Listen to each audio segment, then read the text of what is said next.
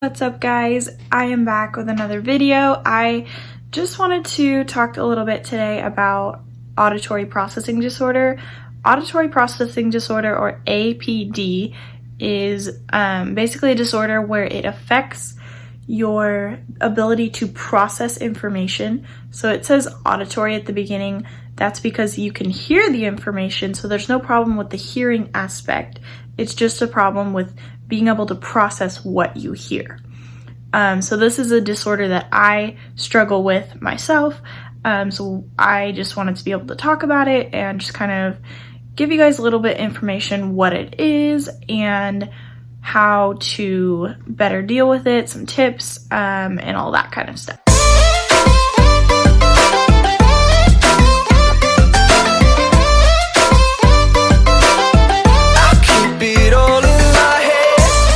So auditory processing disorder affects about 5% of kids and about 76% of adults, which is crazy because that number is really, really high. And that does say older adults. I was looking it up on Google. It does say older adults, so I'm not sure what that exactly means, but like I'm an adult and I still have it. So, and when you are a kid and you have it, it's not like it just really goes away. Like it doesn't go away. It just stays with you through life. So there are ways to help and kind of treat the symptoms of it. There's no way to like completely get rid of it. There's no medication you can take for it. It's just there. So you have to learn to deal with it, which is really sucky, honestly. It's not like ADHD or like another disorder where you can just like take medication for it and it'll get better. And you can just kind of like, you know, lessen the symptoms and stuff if you take medication, because there's no medication for it.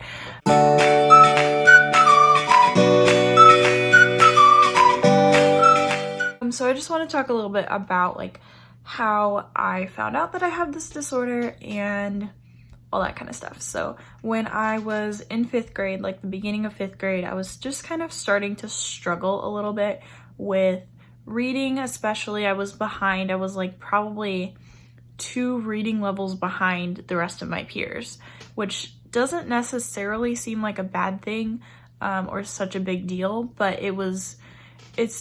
I don't know, it just seemed like really frustrating to me, like not being able to read as quickly. Also in 5th grade, we would do what is called popcorn reading, where we would like one person would read something and then you'd say popcorn and then pass it on to another person and whatever, like we continue that. And something that I really struggled with, especially reading out loud, because you have to be able to look at the page in front of you and read what it says in your head, being able to process it and then speak it at the same time. And that's something that I really, really struggled with, because I would try and process it more quickly in my head and try and speak it, but it would always come out wrong, or like I would mess up words, and it just was really frustrating for me.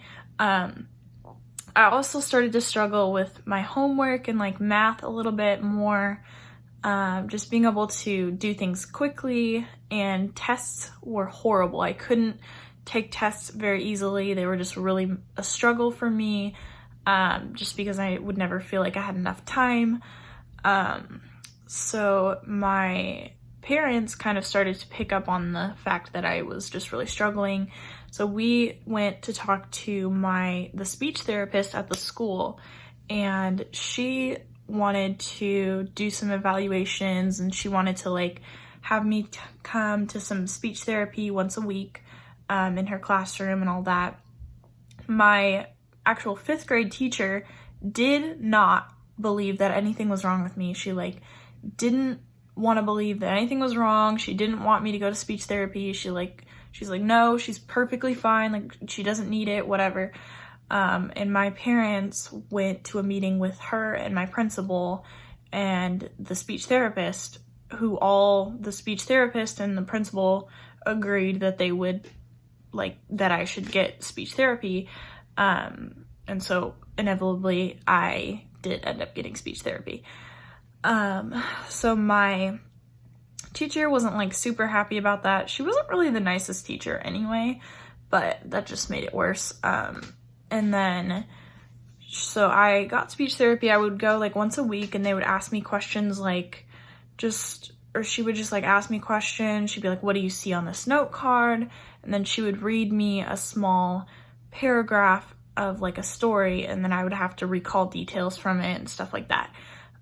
It did help a lot, I would say. Like, it definitely helped me a lot.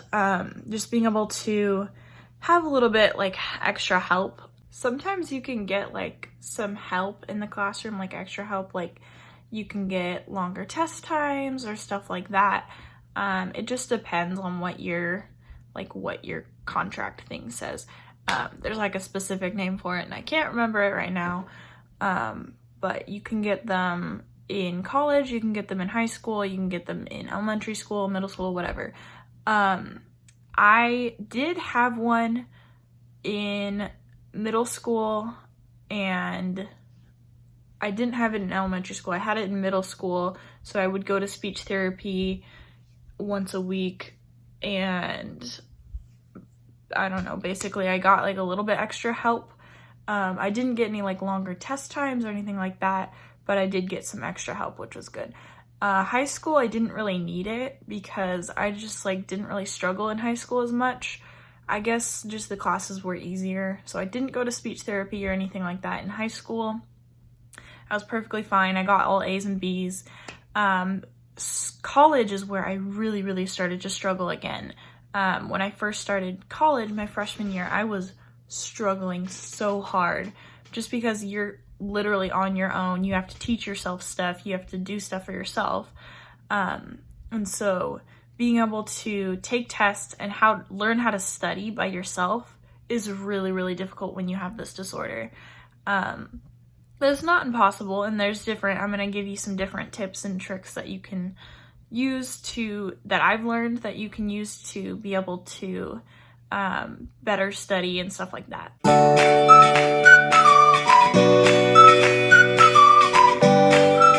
So the number one tip that I have for you guys, if you have this disorder, maybe even if you don't, and you want to study a little bit easier, the first thing I do is I color coordinate with highlighters. So I have like one highlighter that means like I need to study this information more, or maybe I need some help understanding this information. I usually use yellow for that color. Pink is when we're going over notes and that specific thing the teacher says, oh, this is going to be on the test. I make sure to highlight that in a specific color and say, okay, this is going to be on the test. This is something that I need to know.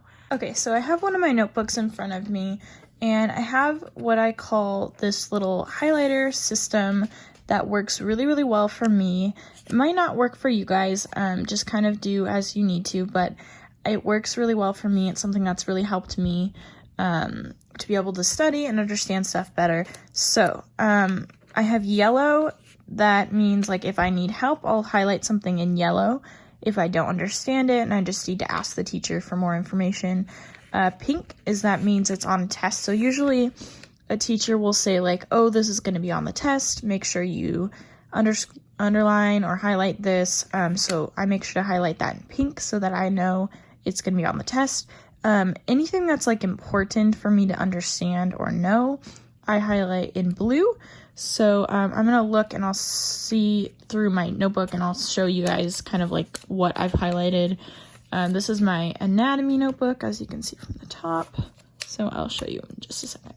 Okay, so here we have body pH. This is something that is really important. My teacher said make sure we know this. That is going to be really important to know for future nursing programs and stuff like that. So that's something that I highlighted in blue. This is something I highlighted in pink because it meant that it was going to be on our test. It's just like organelles and compartments. I highlighted, there was some yellow right over here somewhere. Yeah, so molecules is something that I was really struggling to understand, so I wanted to look up the differences. This was like a long time ago, beginning of the year.